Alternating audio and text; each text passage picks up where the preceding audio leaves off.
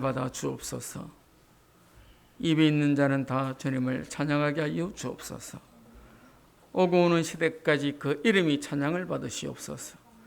오늘 부활주일 맞아 예배에 참여하는 모든 남녀 종들을 축복하시고 그들의 심령이 부활의 감격과 감사 가운데 하나님 앞에 드려지게 하여 주옵소서.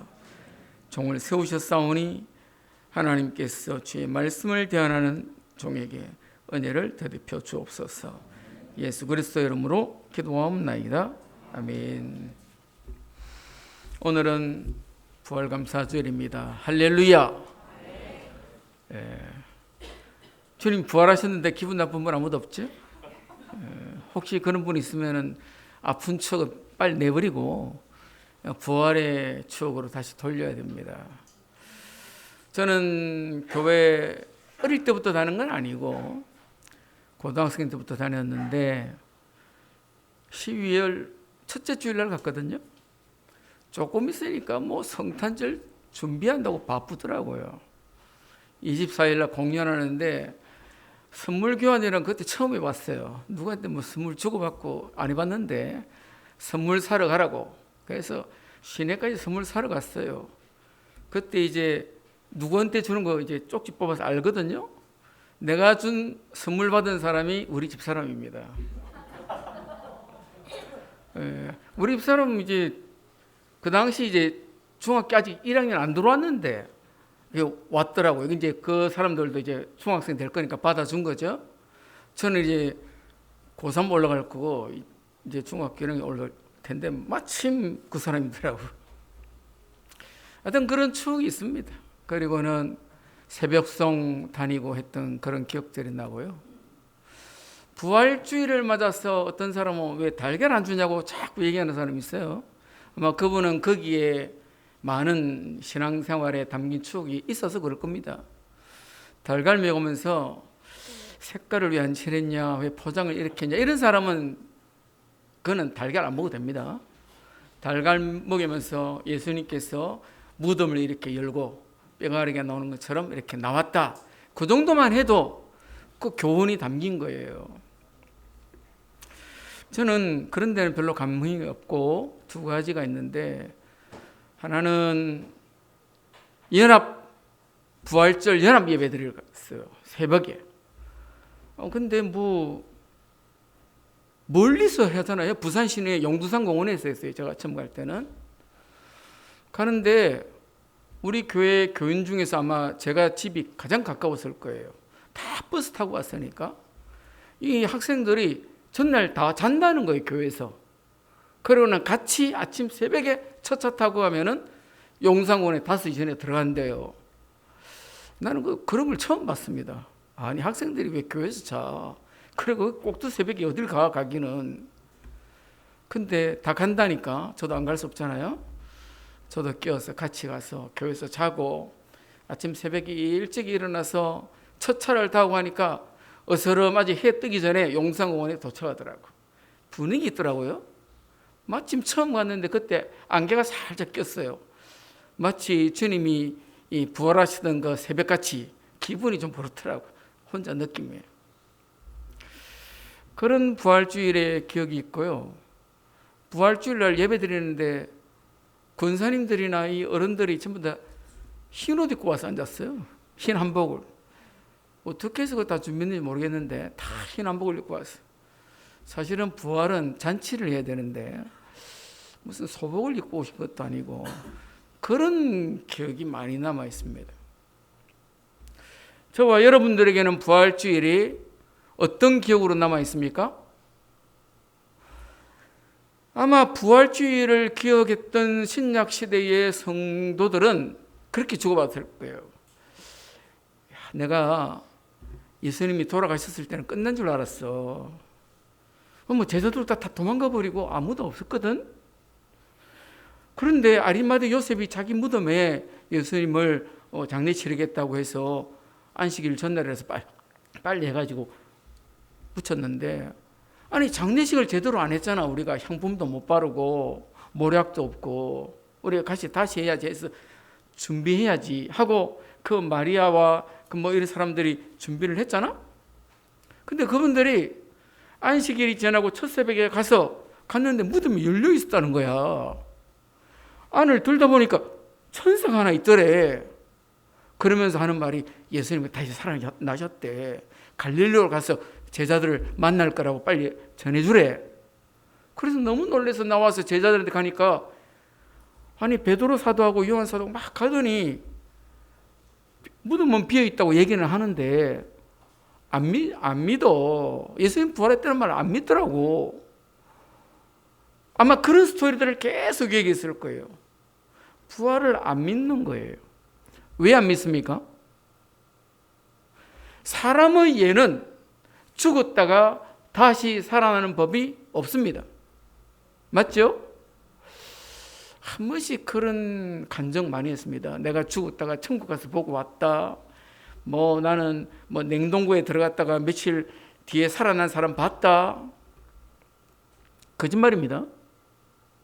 그런 사람은 없습니다. 인도에서 어떤 사람이 죽었어요. 장사 치르려고 관에 넣어놨어요. 근데 안에서 소리가 나서 열어보니까 죽은 게 아니고 살아있더래. 그런 사람은 뭐죠? 죽은 줄 알았던 거죠. 죽은 거 아닙니다. 죽은 줄 알고 했어요. 사람은 절대로 죽었다가 다시 살아나는 법이 없습니다. 주님께서 하나님이시기 때문에 다시 살아나셨습니다. 성경의 표현대로 말하면은 사망에 매여 있을 수 없었습니다. 왜요? 사망 권세를 마귀가 가지고 있다고 말합니다. 마귀를 이기기 위해서 십자가에서 죽으신 거예요. 마귀를 이기는 권세로 죽음에서 부활하신 거예요. 우리는 살아야 됩니다. 죽겠다는 사람은 고쳐먹어야 됩니다. 마음을. 너무 쉽게 죽으니까 옆에서 지켜보는 사람 입장에서는 좀 안 됐어요. 젊은 사람이 아직 인생 살아보지도 않았는데 죽어요. 너무 마음이 안 됐어요. 여러분, 부활신앙은 사는 신앙입니다. 내가 살아야 돼요. 왜요? 예수님께서 십자가에서 저와 여러분의 모든 문제를 끝냈습니다. 끝냈는데 그래도 문제가 있지 않냐? 그걸 비유로 설명을 해요. 뱀 잡아봤습니까? 뱀 어디 잡아야 되죠? 머리를 잡아야 되죠. 성경에는 뱀 어디를 밟는다고요? 머리를 밟아요. 밟아봤습니까? 무서워서 못 해봤죠. 저도 못 해봤어요. 근데요, 뱀 머리를 딱 밟는다고 해서 이게 즉시 움직임이 없는 거 아니에요. 계속 움직입니다. 다시 말해서 주님 오실 때가 이제 마귀가 꿈틀거려요. 문제는 이미 머리는 밟혀서 죽었습니다. 근데 그 꿈틀거림에 성도들이 죽겠다고 아우성을 지르고 있는 거예요. 우리는 이미 이겼는데, 우리는 이미 부활의 영광 속에 동참했는데 잘 몰라서 그런 거죠. 그런 사람 보면 우리가 참 억울해해야죠. 아니, 저 하나님의 사람이 물론 어려움도 있고 고통도 있겠지만은 그렇다고 저렇게 죽겠다고 그러냐? 몰라서 그런 거예요. 믿음이 없어서 그런 거예요. 저와 여러분들은 부활 신앙인이 되어야 됩니다. 나만 사는 게 아니고 다른 사람 다 살려야 돼요. 일본 사람들의 생활 준칙이 있어요. 절대로 남한테 폐를 끼치지 말아라. 절대로. 대신에요, 절대로 도와주지도 않아요. 지금 그게 한 30년은 안 됐고 한 20 몇 년 됐죠? 우리나라 청년이 일본에 유학 가 있다가 지하철역에서 지하철이 들어오는데 일본 사람이 떨어졌어요. 그걸 구해주러 들어갔다가 자기 탈출 못하고 죽었어요. 지금도 일본 사람들 모여서요, 그날만 되면은 긴님을 지킵니다. 그러면서 그 사람들이 하는 말의 내용, 글의 내용이 있어요. 일본 사람은 절대로 이런 경우가 없다는 거예요. 근데 이 사람이 다른 사람을 위해서 살리려다가 죽었다는 거예요. 그래서 이 사람이 의인이라고 말합니다. 일본 사람 그런 거 없어요. 여러분, 남의 일에 간섭을 좀 해야 됩니다. 남의 말에 좀 귀 기울여 들어야 돼요. 무관심하면 안 됩니다. 얼마만큼 인생이 문제들이 많은지 요즘 이슈가 되는 한 사람이 있죠. 박송이라고 아주 참 좋은 사람이라고 평가를 해요. 박송이라는 개그맨을 아는 사람은 저 형은 너무 좋은 사람이다. 정말 좋은 사람이야. 실제 아주 안 좋은 스캔들 난 적이 없거든요. 근데 이 친구가 30년 동안 일을 해서 모든 경제권을 경제력도 없는 직장도 없는 형에게 맡겨서 이렇게 했는데 가치가 얼마 되는지 잘 모르겠습니다만 한 100억 되는가 봐요. 재산이 하나도 없다는 거예요. 자기 이름으로 된 게. 그러면서 하는 말이에요. 이래서 사람이 죽는가 보다. 그 말이 굉장히 무슨 말이잖아요. 자칫 잘못하면 이 순간에 아무 잘못하지 않은 박수홍 씨가 죽게 됐어요. 내가 실수한 게 없습니다. 나는 형님네 잘 살아라고 내 매니저 해주고 하면은 월급 받고 하잖아요. 근데 알고 봤더니 전부 다 자기 이름으로 집 사놓고 땅 사놓고 건물 사놓고 박수홍 이름 하나도 없대요. 박수홍이가 그 착한 건물주, 그러니까 이제 월세를 낮춰주는 이런 걸 하려고 봤더니 직계 하나도 없더라는 거예요. 그래서 1년 동안 자기 혼자 끙끙 앓는데 몸무게가 14kg가 빠졌대요. 박수홍 씨가 몸집이 크지 않거든요. 키는 커도 14kg가 빠졌대요. 얼마나 고민이 됐어. 말 못하고. 여러분, 인생 그런 일 많습니다. 절대 죽을 것이 아니고 그런 사람 보면은 도와줘야 돼. 힘줘야 됩니다. 옆에 같이 있으면 줘도 됩니다. 여러분, 너무 힘들 때 그냥 손만 잡아줘도 됩니다. 이런 소리 저런 소리 많이 안 해도 됩니다. 저 친구 울면은 같이 등 떠들어주면서 울면 됩니다. 무슨 우리가 많이 알아서 그 사람 살리는 거 아니에요. 우리가 뿐만 아니라 이 부활 신앙을 우리 자식들에게 남겨줘야 됩니다. 저는 부활 주일에 대한 추억이 있어요. 감사 정말 있습니다. 그래서 많이 감사하고 싶어요. 내가 우리 아이들에게는 내가 얼만큼 부활 신앙을 남겼냐라고 생각하면은 너무 미흡한 거 있죠. 나는 그렇게 생각했는데 우리 아이들은 날 따라다니면서 얼마나 부활 신앙에 대해서 감동이 있을까? 우리 렘넌트들은 과연 부활 주일에 대해서 감동이 있겠냐? 너무 미안한 마음이 있습니다. 왜냐하니까 우리 신앙생활의 핵심이 십자가와 부활이잖아요. 근데 부활을 모른다는 말은 십자가도 없다는 거죠.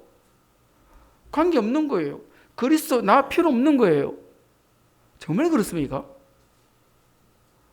정말 우리가 여기 앉아있는 것이 그리스도 필요 없고 부활도 필요 없는데 그래도 내가 출석이 되니까 와서 앉았습니까? 아니잖아요. 우리가 부활주일이라고 헌금 봉투를 따로 만들어서 거기 이렇게 정성을 모아서 헌금을 드립니다. 아무 의미도 없는데 남들이 하는 예식이니까 나도 하는 겁니까? 그렇다면 우리 자식들은 뭘 보고 비우겠어요? 우리 후대들은 도대체 무슨 부활주의를 기념하겠습니까? 정말로 우리가 부활신앙을 가진 우리 자녀들, 우리 제자들을 세우는 그런 교회를 남기는 그런 성도들이 되시길 바랍니다. 하나님이 우리를 사랑하시는데 무슨 우리가 수준이 높았어, 우리가 가진 게 있기 때문에 무슨 조건을 보고, 그건 절대 아니죠. 여러분은 가졌습니까? 저는 그게 안 되기 때문에 할 말이 없어요. 그래서 성경은 우리에게 뭐라고 말하냐? 우리가 아직 죄인 되었을 때에 우리가 다 고쳐서 이제 수준을 높여가지고 쓸만하니까 우리를 부르신 그거 아니에요. 우리가 아직 죄인 되었을 때에 그리스도께서 우리를 위하여 죽으셨다. 맞습니까? 그걸 잊어버리면 안 됩니다. 만일에 내가 잘났으면 자랑이죠. 그렇잖아요? 나는 좀 달라. 너희가 그 은혜를 인하여 믿음으로 말미암아 구원을 받았으니 이는 누구든지 뭐하지 못하게요? 자랑치 못하게 하려 함이니라. 행위에서 난 것이 아니니 하나님의 선물이라. 그럼요. 오늘 내가 가지고 있는 믿음의 모든 내용들은 하나님의 사랑입니다. 원래 우리는 안 되는 사람이에요.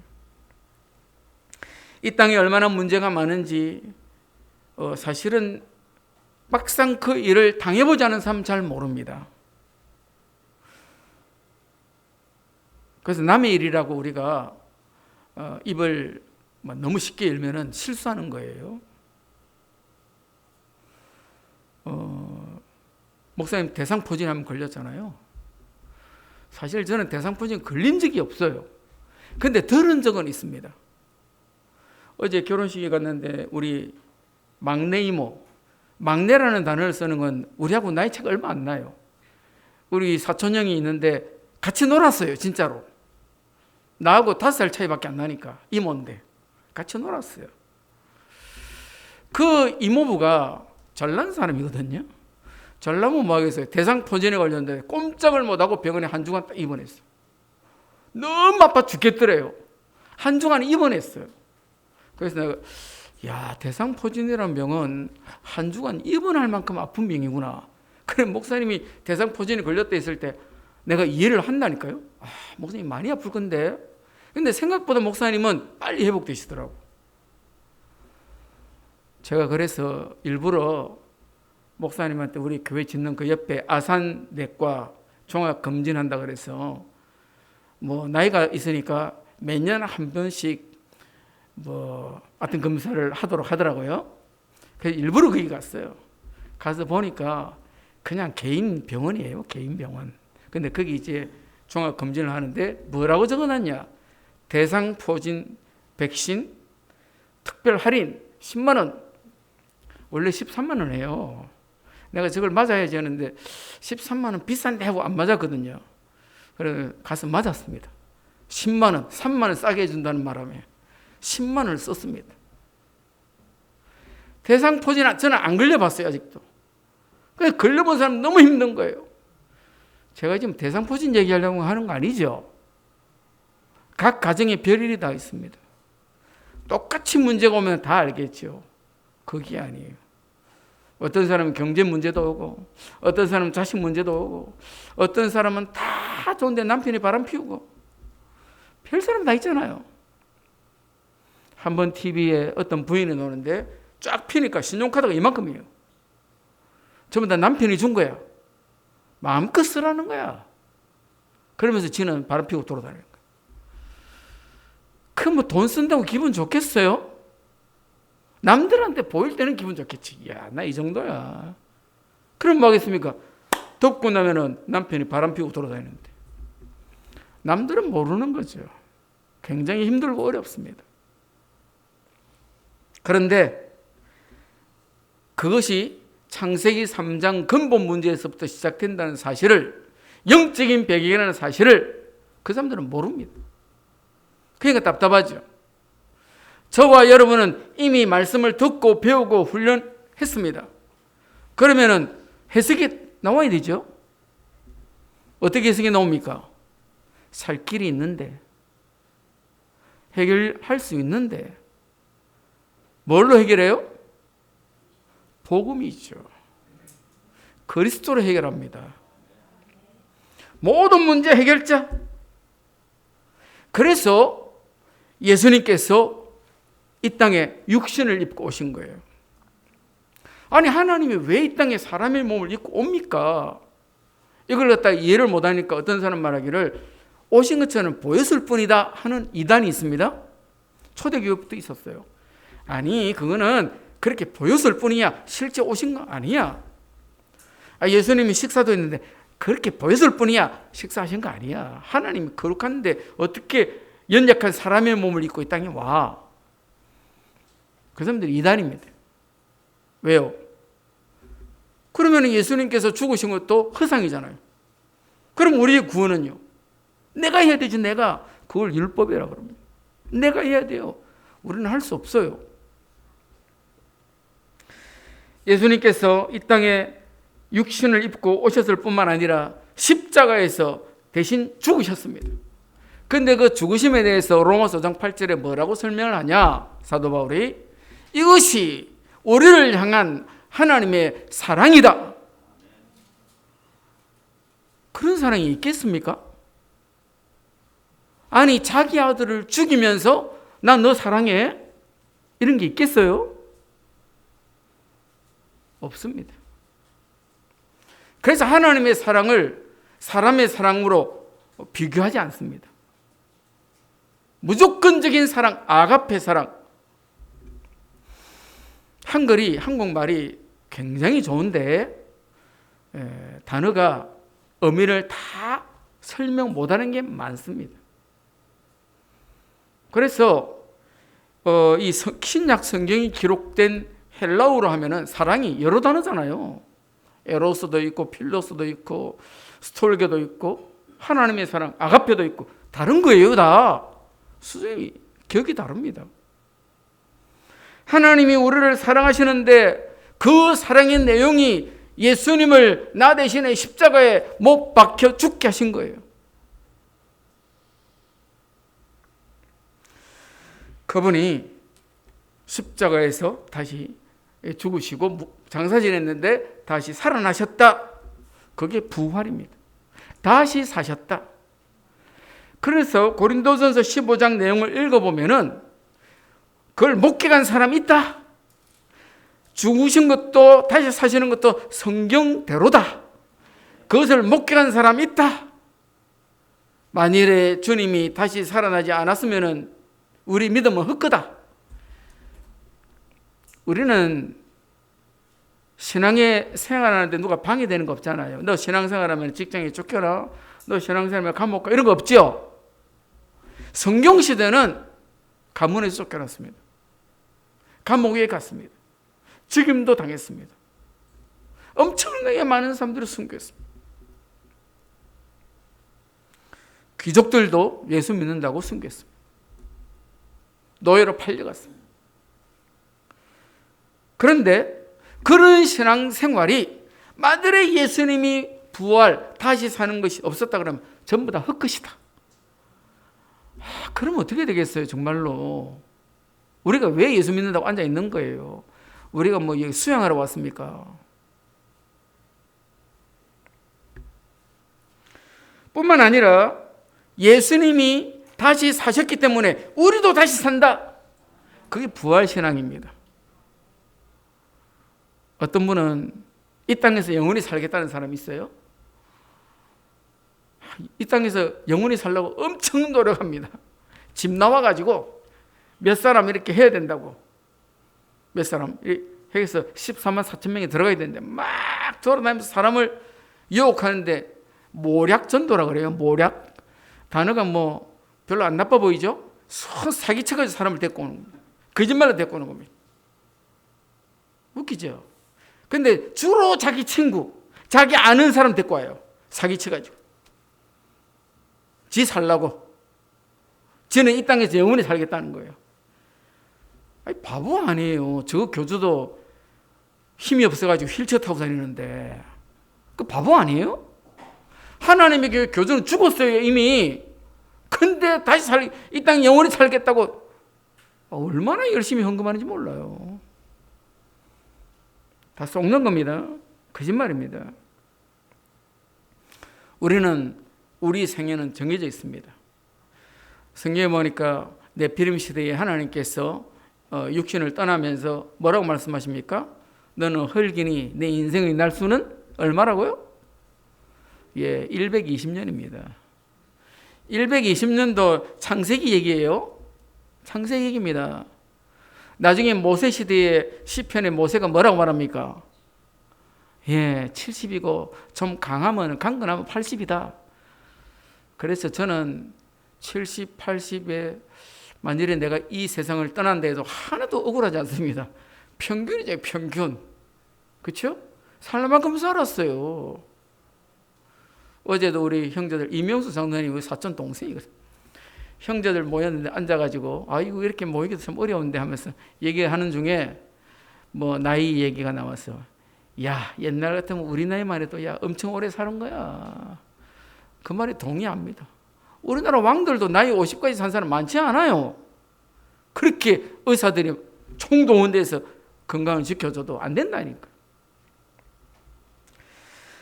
우리는 이 땅에서 살 뿐만 아니라 육신으로 이 생을 끝내고 난 다음에도 다시 삽니다. 그리스도께서 다시 사셨기 때문에 우리도 또 다시 삽니다. 다시 사는 것이 없다면 고린도전서 15장에 우리의 전하는 것도 전부 다 헛것이다.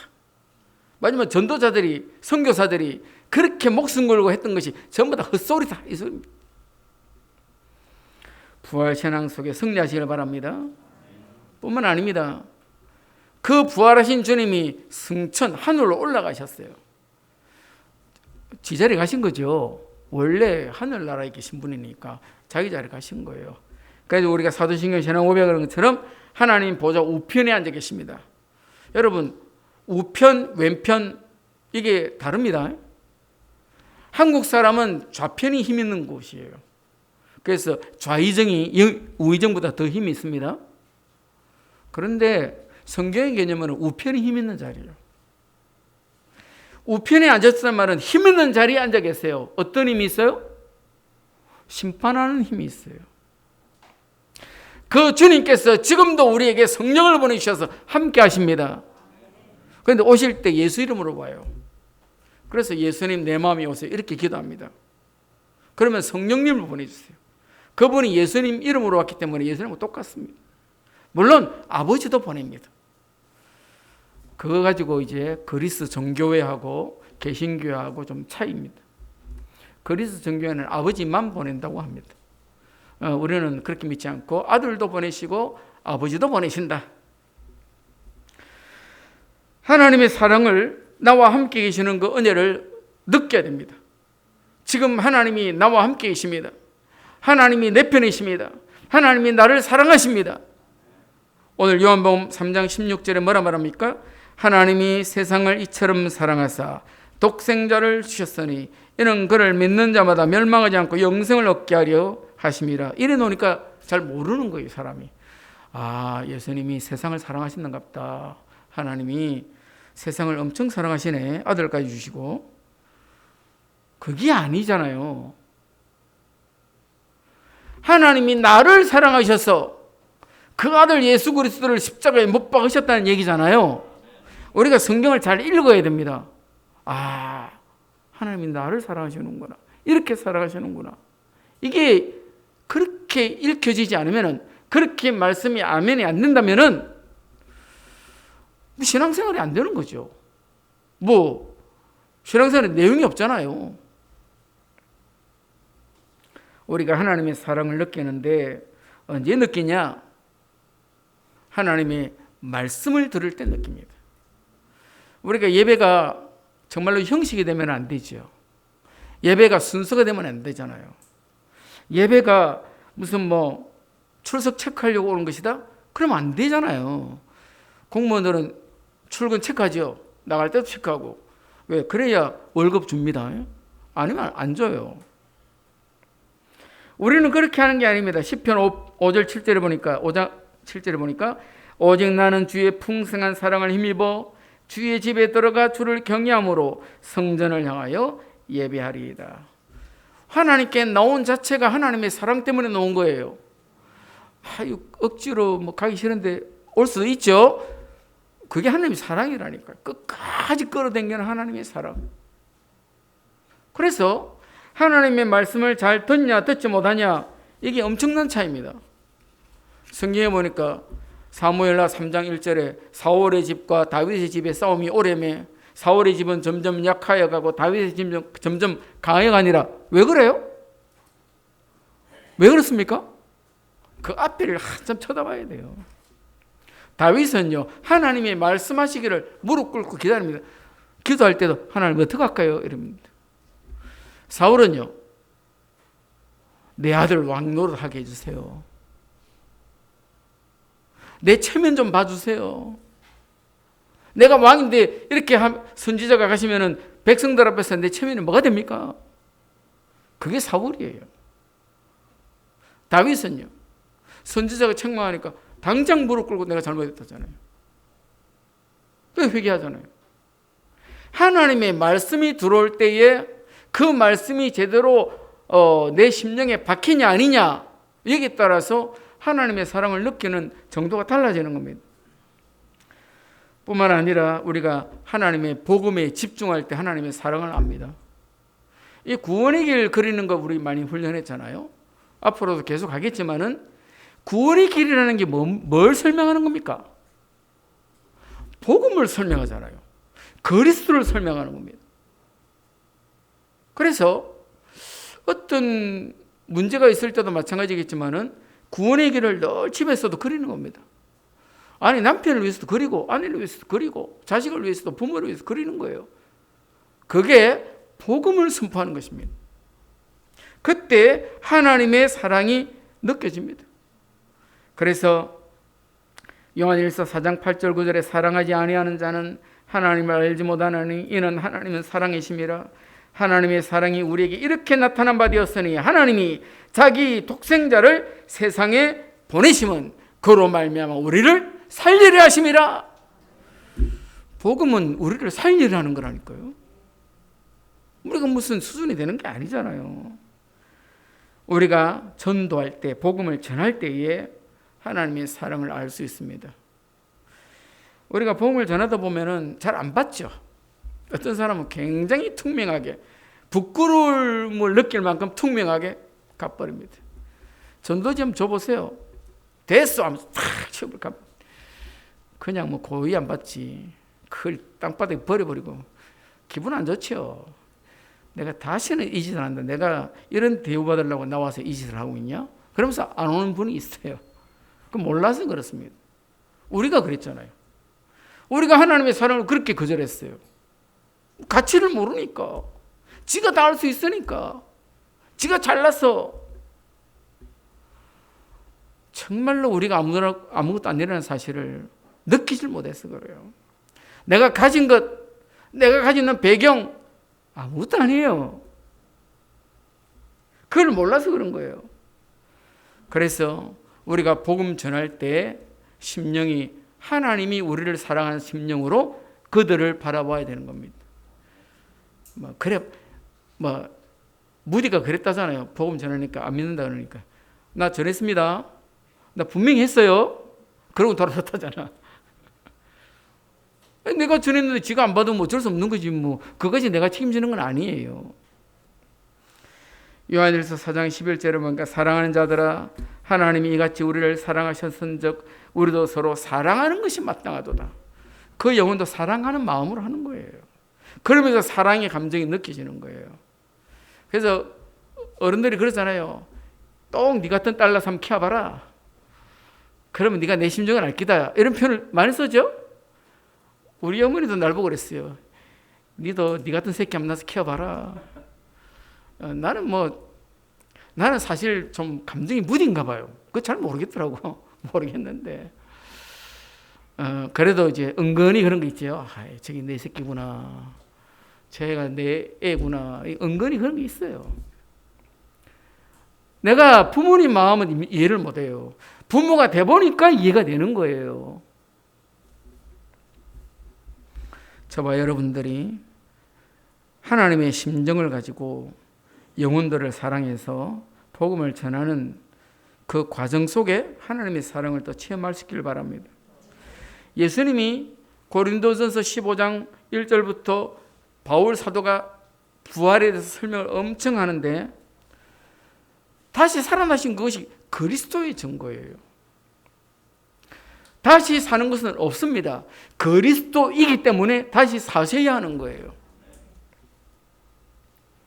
그래서 말씀드린 대로 죽는 것도 성경대로, 다시 사는 것도 성경대로. 어쩌다 보니까 차인데 바위 위에 얹어놓으니까 정신 차리고 살아났다, 그런 거 아니에요.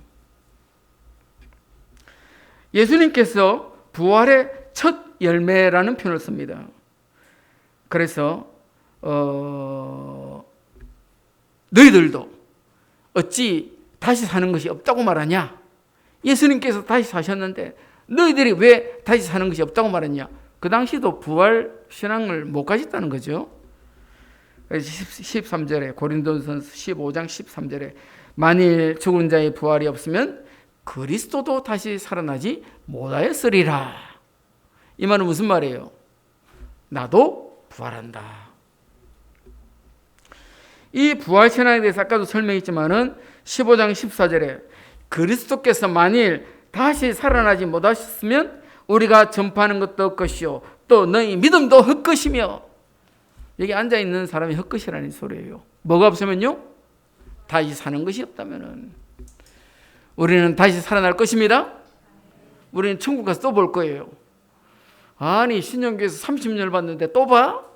예, 계속 볼 겁니다. 예, 계속 봐요. 17절에 뭐라고 표현되어 있냐니까 그리스도께서 다시 살아나신 일이 없으면 너희의 믿음도 헛되고 너희가 여전히 죄 가운데 있을 것이요. 문제가 심각하죠. 해결 안 된다는 겁니다. 뭐가 없으면요? 다시 사는 것이 없으면. 저와 여러분들은 이 시대를 살아가는 영적인 레위 지파입니다. 사명이 있다는 거죠. 할 일이 있다는 겁니다. 원래 레위 지파가 성전 안에서만 섬기는 거잖아요.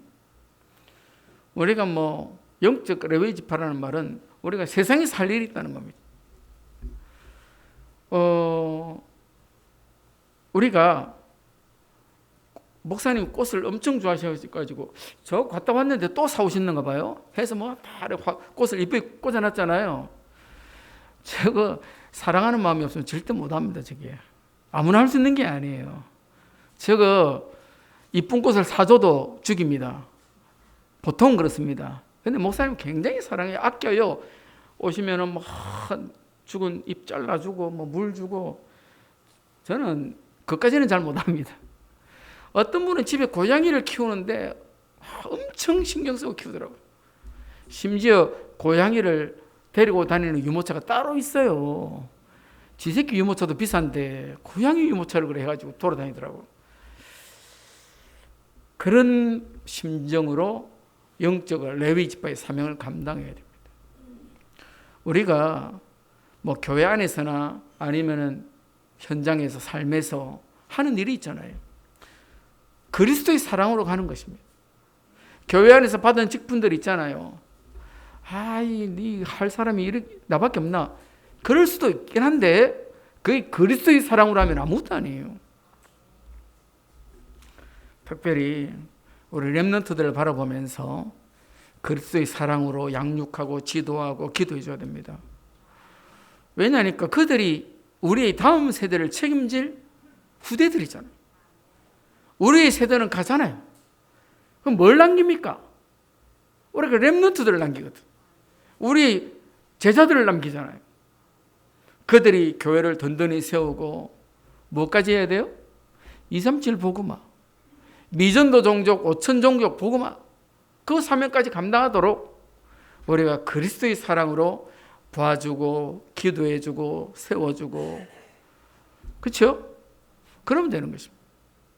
저와 여러분이 부활의 신앙 속에서 우리가 후대들도 세우고 영적인 지파로서 세상을 살리는 그런 은혜가 있어지길 바랍니다. 기도하시겠습니다. 좋으신 주님 감사합니다. 지금